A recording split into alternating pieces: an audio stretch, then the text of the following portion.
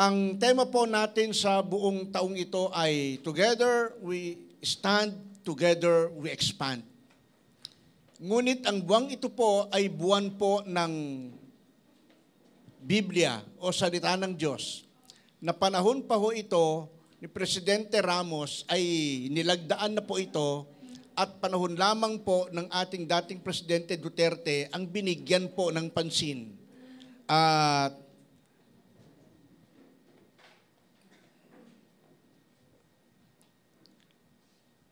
At napakaganda po ang nangyayari kasi hanggang sa ngayon dahil ang ating bansa ay bansang democratic o demokratiko ay malaya tayo magpahayag ng ating damdamin lalo na po sa ating pananampalataya.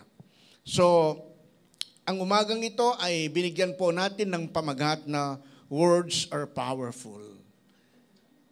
Na lahat ng ating sinasabi, whether negative or positive, it brings something to people. Amen.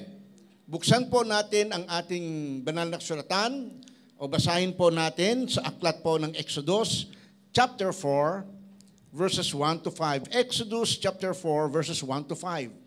Sa wikang English ng King James Version, ito po ang wika. And Moses answered and said, But behold, they will not believe me, nor hearken unto my voice. For they will say, The Lord hath not appeared unto thee. And the Lord said unto him, What is that in thy hand? And he said, A rod. And he said, Cast it on the ground. And he cast it on the ground, and it became a serpent. And Moses fled from before it. And the Lord said unto Moses, Put forth thine hand, and take it by the tail. And he put forth his hand, and caught it, and it became a rod in his hand. That they may believe that the Lord God of their fathers, the God of Abraham, the God of Isaac, and the God of Jacob, had appeared unto thee. Pagpalain ng Panginoon ang pagbabasa ng kanyang salita. So ito po ang encounter ni Moses sa Diyos. Nung marinig ni Moses ang tinig ng Panginoon, marami rin po siyang katanungan. And because the word of God said unto him, bitawan mo yung hawak mo. Sabi ng Lord, what is in your hand? Ang sabi niya, baston, tungkod. Kasi shepherd po siya at that very moment. Nag-aalaga po siya ng mga kawan ng kanya pong biyenan na si Jethro, na anak po niya si Sephora. At ang sabi ni Moses, isa pong tungkod, ang sabi niya, bitawan mo. When the word of God heard by Moses, he did it. At nung ginawa niya, he saw something strange happen. Na yung tungkod na yon ay naging ahas at ang sabi nga nun, parang umatras si Moses dahil sa kanyang nakita. But then God told him, okay, hawakan mo ulit sa tungkod, sa buntot. At nung hinawakan niya, it became and it came back into a rod again.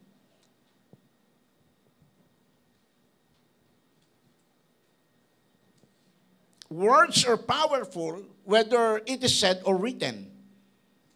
Di ba? Kapag ito ay chinat mo, kapag ito ay sinabi mo, may dating, may kapangyarihan. It can kill, it can destroy, or put a person down, and it can also lift you up and gives hope, makes you calm and give you peace, and it can even establish your faith.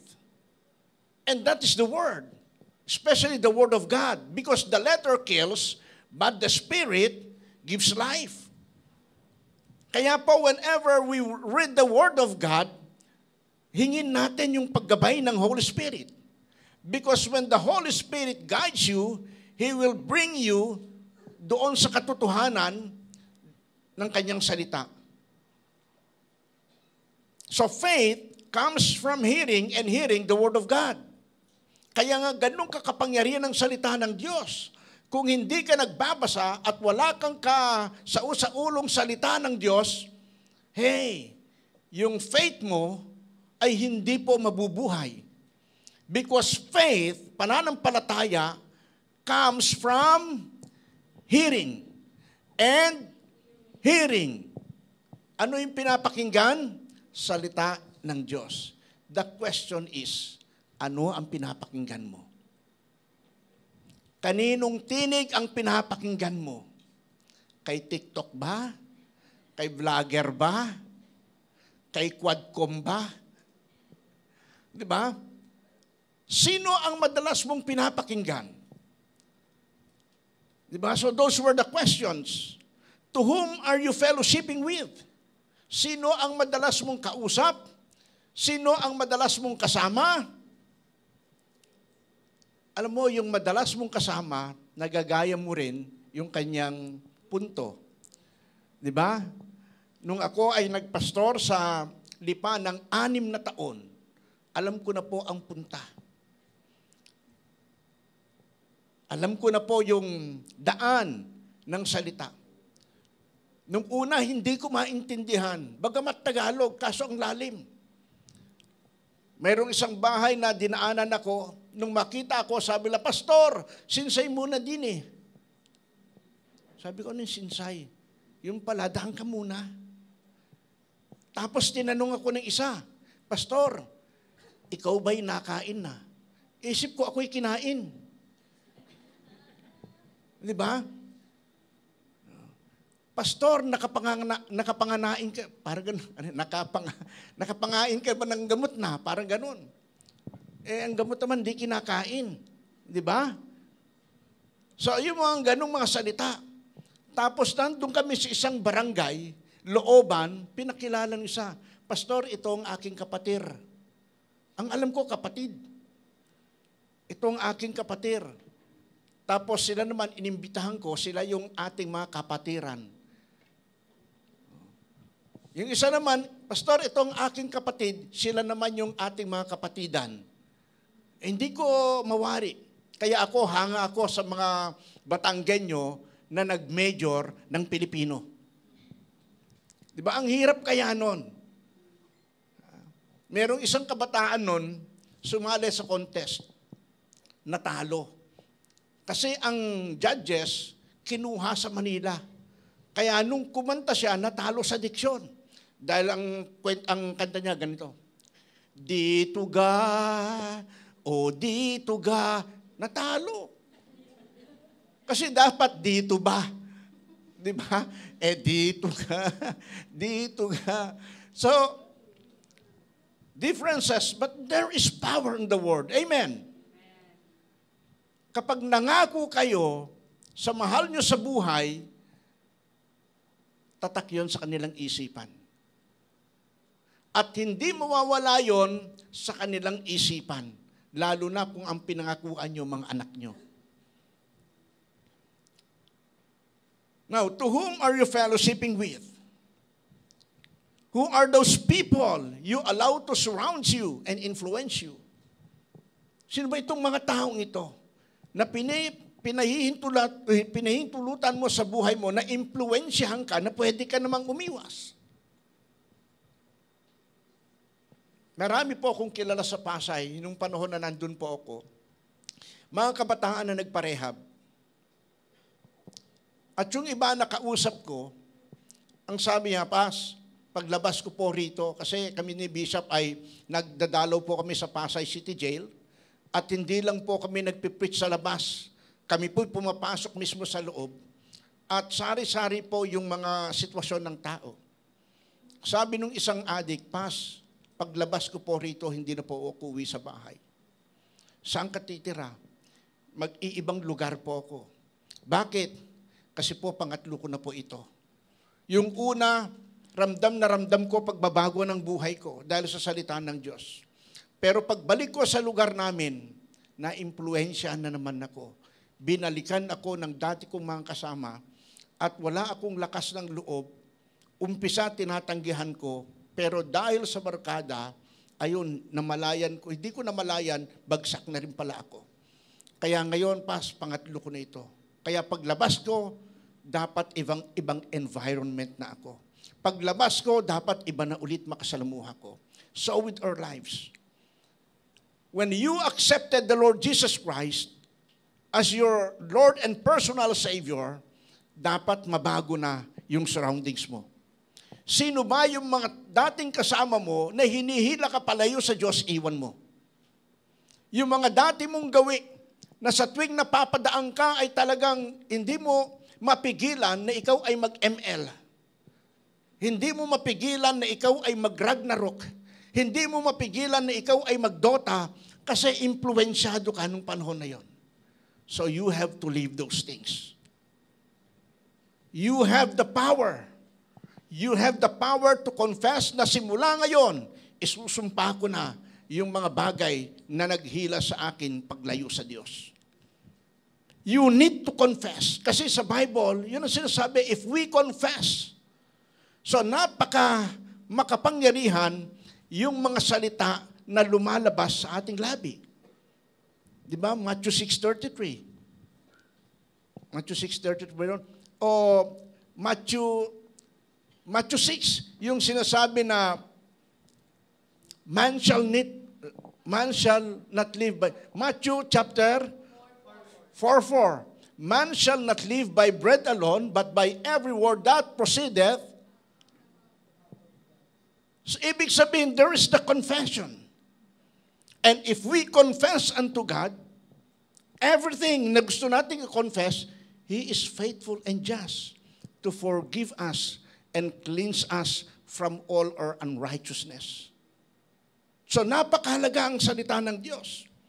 So who are those people you always seek to be with? Sino naman itong mga tao na lagi mong hinahanap na gusto kong makasama? Kasi pagkasama ko ito, malayo ako sa gulo. Kasi pagkasama ko ito, may kapayapaan ako. Kahapon, andun kami sa Bacoor, kasama ko ang mag-asawang Eman at Eva. So, malis sila po ng after lunch dahil naghintay po kami. Umabot na po kami ng gabi. At ang sabi ko doon sa celebrant, kailangan po natin karoon ng gawain. Tawagin mo itong mga friends mo. So, pinakilala sila po yung aking katrabaho sa Motorola way back mga 1980s. Ibig sabihin, mga senior na yon.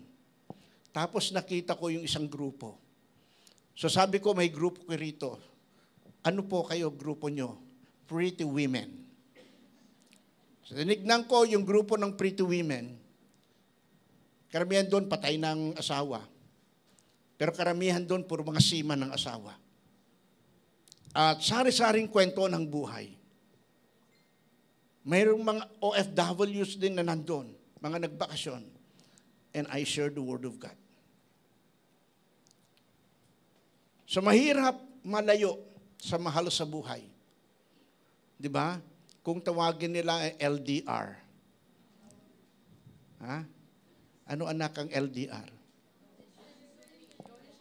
Ha?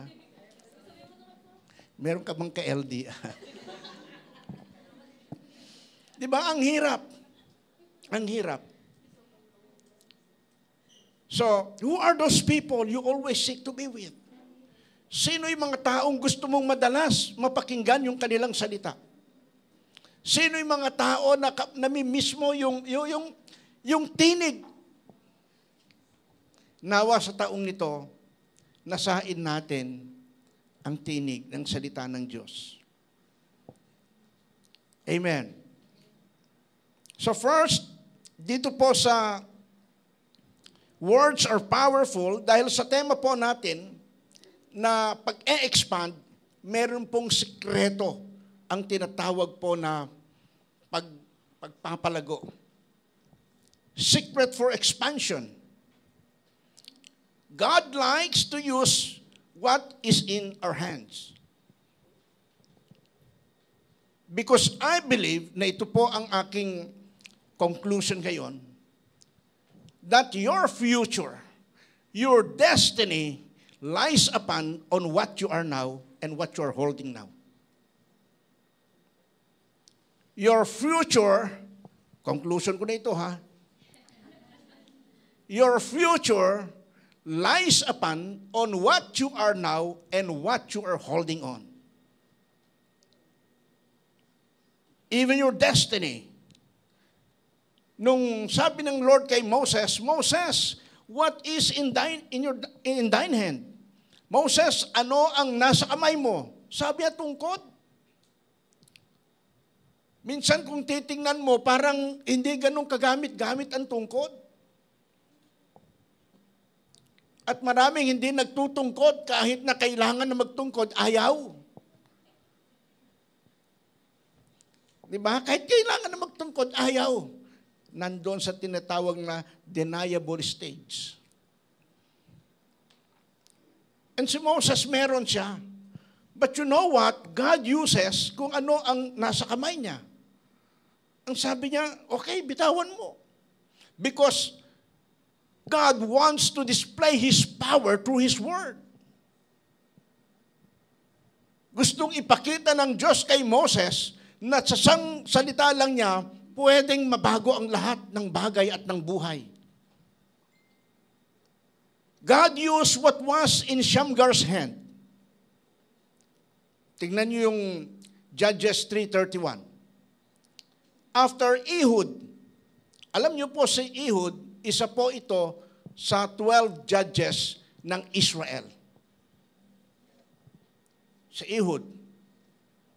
So, after Ehud came Shamgar, son of Anath, who struck down 600 Philistines with an ox goad. He too saved Israel. Alam niyo yung tinatawag na ox goad? Kapag ikaw ay, sino nakaranas sa inyo o nakakita ng taong nag-aararo? Di ba may kalabaw o baka? Tapos may araro? Pero mayroong mahabang tali po doon na hawak. Na kapag yung kalabaw ay medyo iba ang landas, hinihila lang yon. Pag hinila pa kaliwa, liliko. Pag hinila pag ganon, 2 beses o 1 beses na hinila, pakanan siya. Pag bumagal, gaganon yon para pumalo doon sa ano. Yun po ang ginamit ni Shamgar. Yung tali na yon, para pumatay ng 600 Philistine para ang bansang Israel ay maligtas sa malupit na kamay ng mga Filisteo.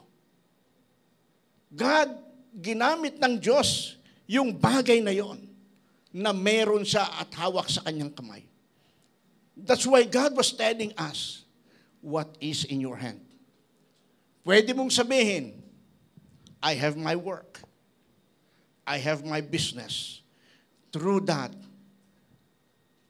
sa pamamagitan niyan, God will prosper you. Gamitin mo lang siya ng tama. So God used what was in Shamgar's hand. And the second one, God used what was in David's hand. 1 Samuel 17:49. Reaching into his bag. Alam na po natin yung istorya. Di ba? Ni David. Na doon sa kanyang bag, ay meron pong bato. Na ito ang ginamit niya para sa pamatay kay Goliath. So, in his bag and taking out a stone, he slung it and struck the Philistine on the forehead. The stone sank into his forehead and he fell face down on the ground. Nung pinakawalan ni David yung bato doon sa kanyang tirador, ito po ay dumako doon po sa pagitan ng mata. Diba? Because everything starts between your eyes. Lahat ng bagay nagsisimula sa pagitan ng iyong mga mata, and that is your brain. That is your forehead. At nung tinamaan, imbes na bumagsak pa ganon, dahil tumama dito, ang nangyari pagtama, bumagsak pa ganon. Tinanong ko yung ibang mga nag-aral sa Bible School. Sabi ko, isang professor, sabi ko, bakit yung pagkatama kay Goliath ng bato sa noo ay sa halip na tumumba patalikod, bakit padapa? Kasi pagtama, sabay batok daw ng Diyos. Ha? And God used those things. Isang bato. Kasi ang sabi, kumuha siya ng 5 bato. At isa lang sapat na. Isa lang sapat na para mabago ang takbo ng buhay mo.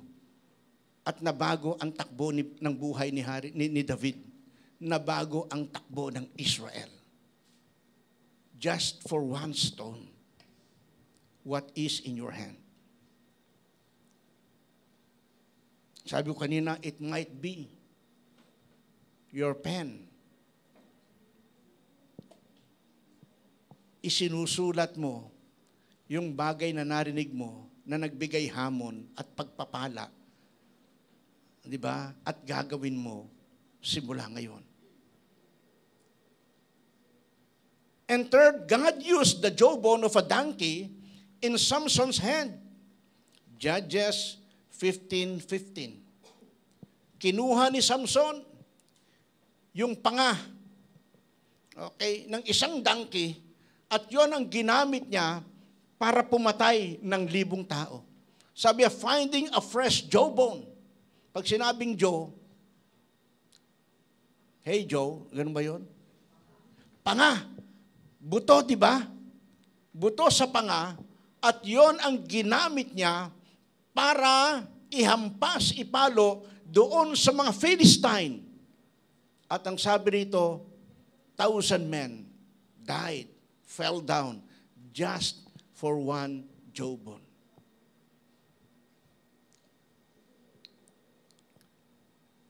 Ginamit ng Lord lahat ng mga bagay, unexpected.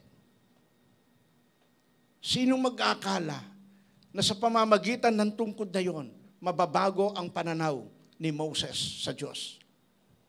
Sino ang mag-aakala na sa pamamagitan nung halos lahatigong yon, papatay ng 600 at maliligtas ang Israel? Sinong mag-aakala na dahil lang sa isang bato na ipinakawalan ni David na hindi naman siya sundalo, Israel ay maliligtas sa panganib, because at that very moment, Israel was facing war against the Philistine.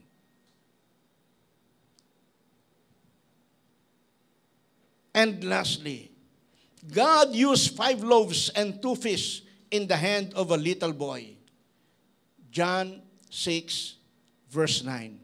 Here is a boy with 5 and small barley loaves and 2 small fish. But how far will they go among so many?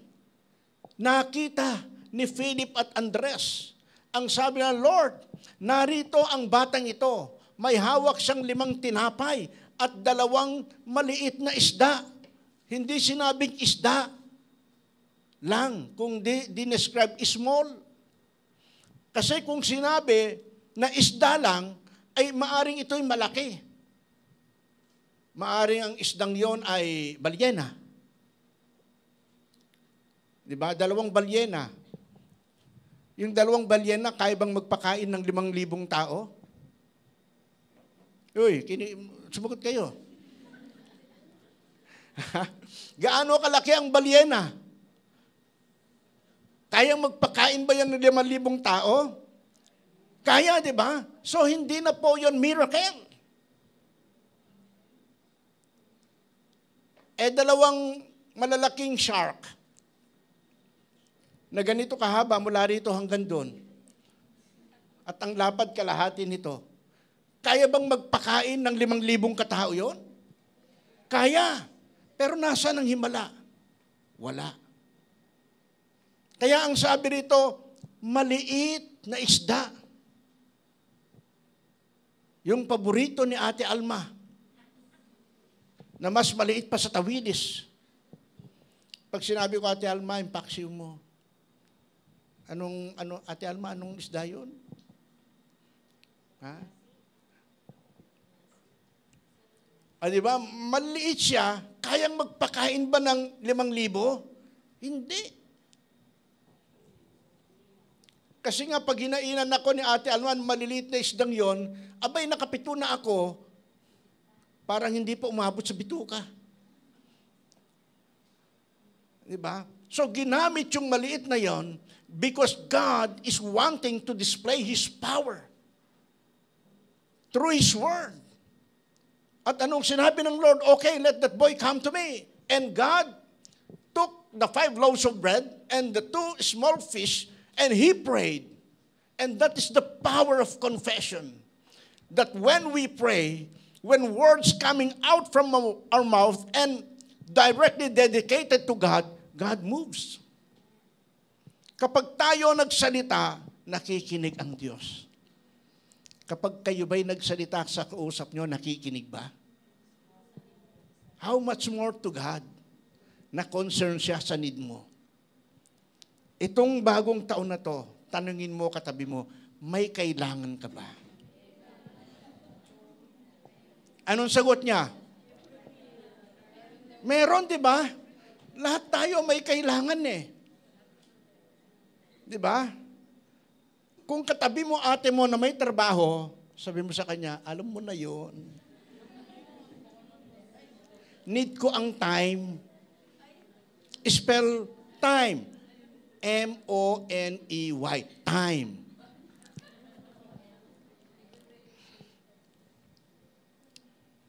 So lahat ng yan ginamit ng Diyos. Maliliit na bagay na puro questionable sa ating isipan, but God used all those things because of His Word. So when we act and when we step in that Word with faith in our hearts, everything comes to reality.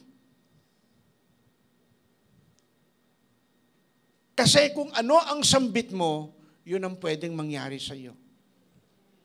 Pag sinabi mo na walang-wala ako, kahit meron ka, kinabukasan, walang-wala ka na nga.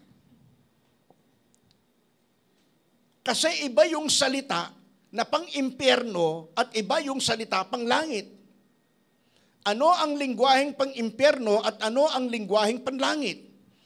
Ang lingwaheng pang-impyerno, pag tinanong ka, may pera ka ba? Wala nga eh. Pero meron kang 100 sa bulsa. Eh ang lingwaheng makalangit ganito, may pera ka ba? Mayroon 10 pa.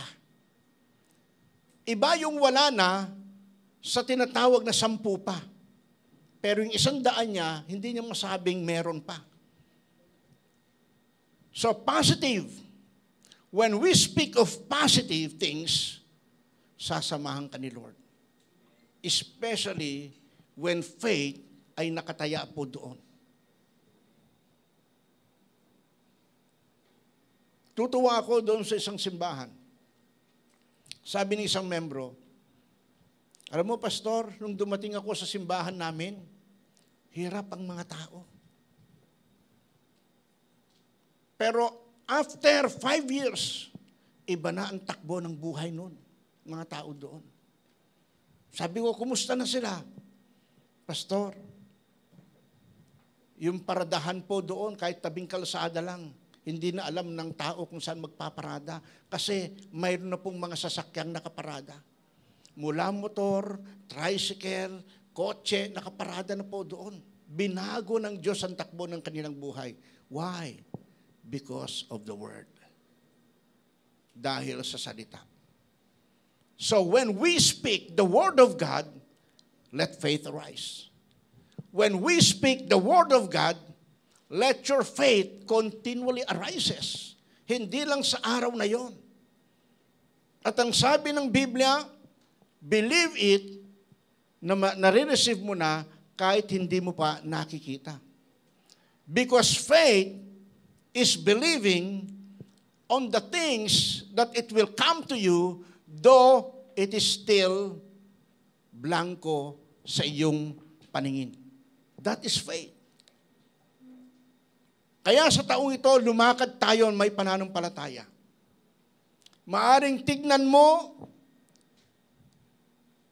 yung pera mo, buwan-buwan, maaring hindi magkakasya sa need mo.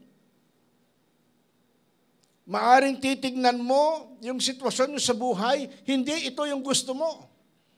But when faith arises and when you step into the atmosphere of faith, everything changes.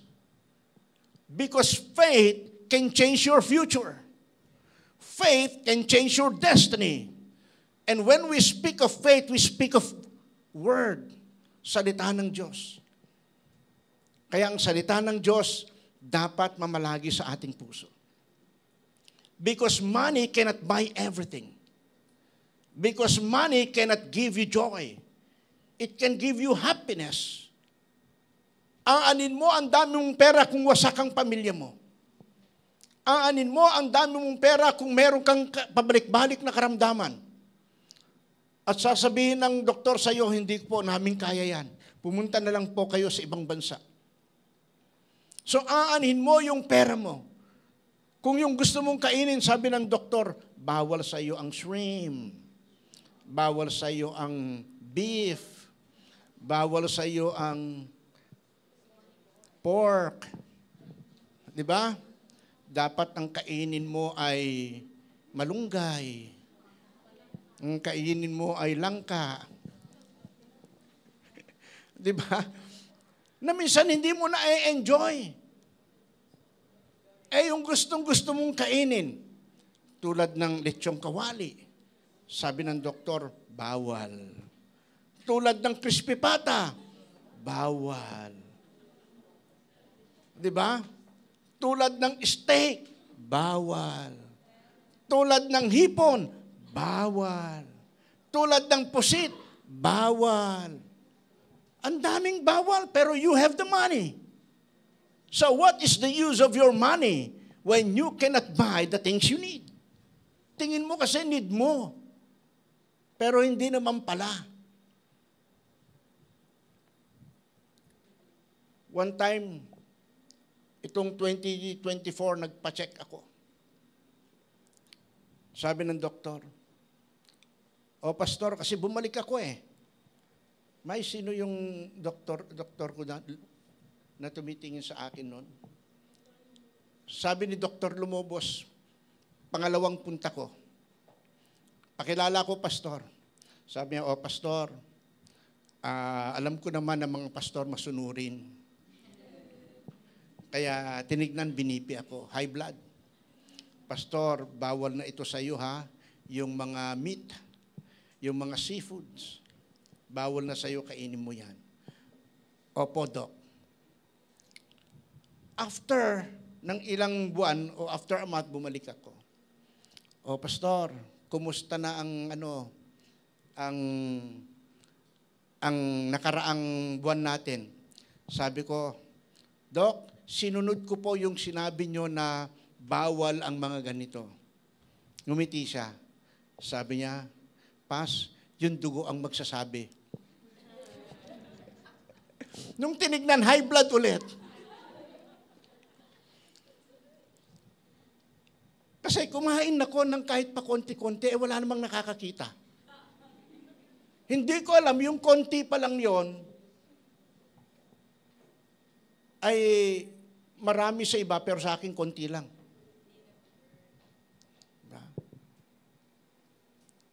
Kaya ang sabi niya, yung dugo, pastor, ang magsasalita. I was rebuked. And then sabi ko, Dok, patawarin mo kasi sumimple ako. Pag wala si Mrs. na nagbabantay,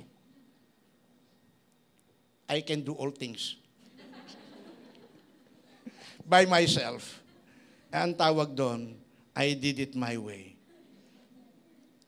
Sabi ng doktor, Pastor, kung paulit-ulit mong gagawin yan, isang araw, mag-aano ka na. Anong tawag sa dugo na dadaloy?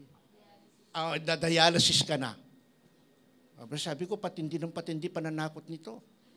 Sabi ko, Pastor, wag na tayong bumalik. Hindi ako nakabalik hanggang ngayon.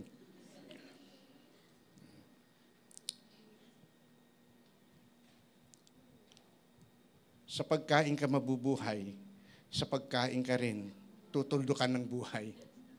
Ha? Kaya kailangan, lalo na nitong nakaraang Pasko, at nakaraang bagong taon. Di ba? Sabi ko nga doon sa mga pinagpasahan ko itong Pasko, ang daming hamon sa pagkainan. Pagpasok ng bagong taon, ang dami namang hamon ng buhay. Di ba?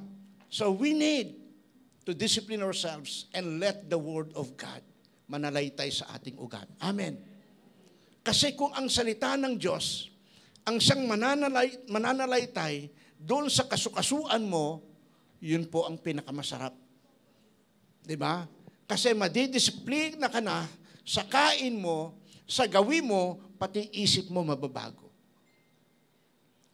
This very day, dahil words are powerful, kaninong word ang madalas mong mapakinggan?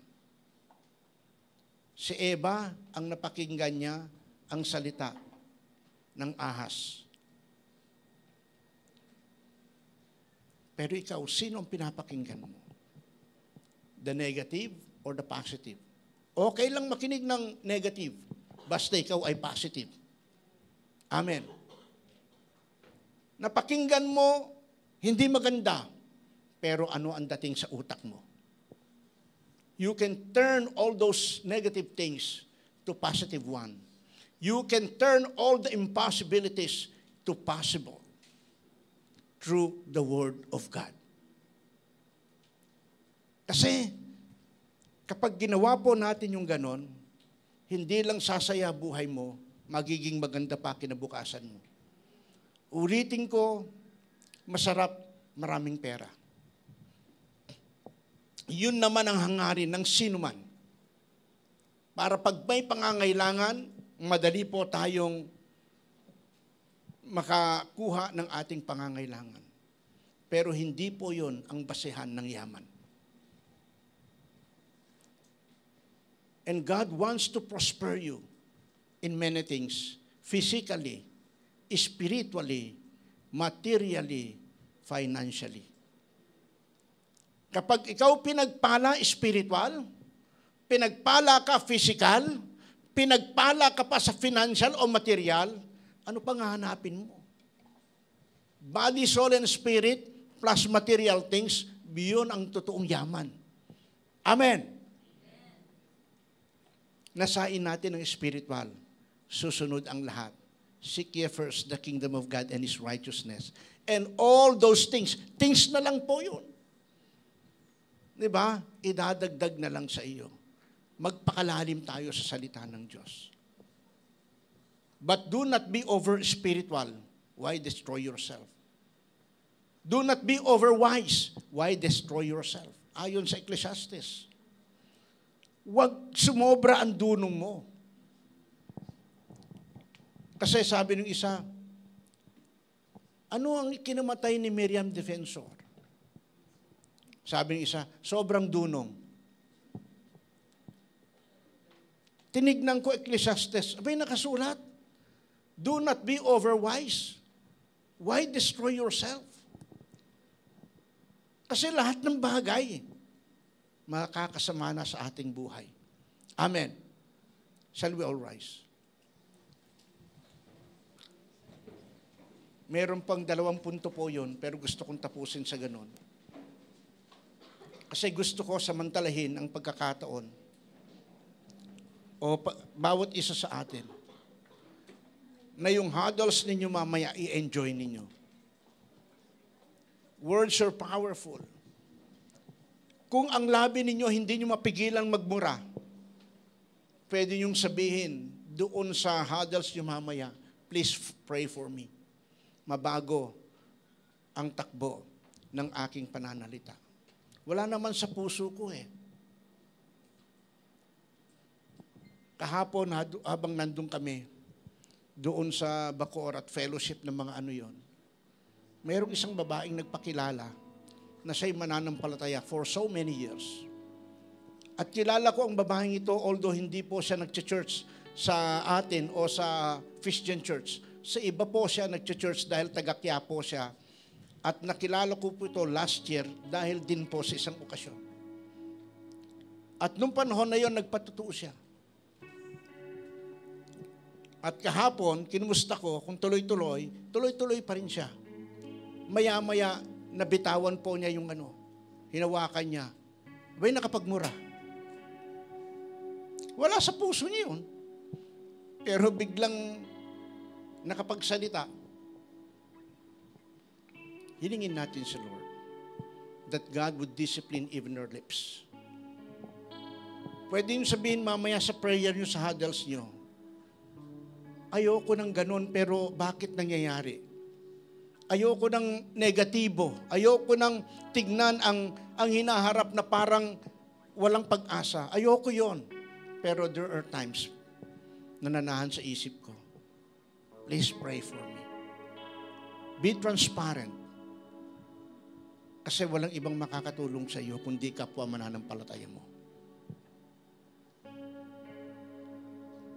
Father, in Jesus' name, dalangin ko po, dahil ang salita mo'y makapangyarihan, mabisa, mas matalas pa. Doon po, Panginoon, sa sangkaret na magkabila ang talim. Na ito po'y tumatagos maging po, Panginoon, sa kibuturan ng aming puso. At maging po, Panginoon, sa aming kaluluwa. Dahil makapangyarihan ang iyong salita, dalangin ko po na ang salita mo mamutawi rin sa aming mga labi. Gamitin mo ang aming mga labi.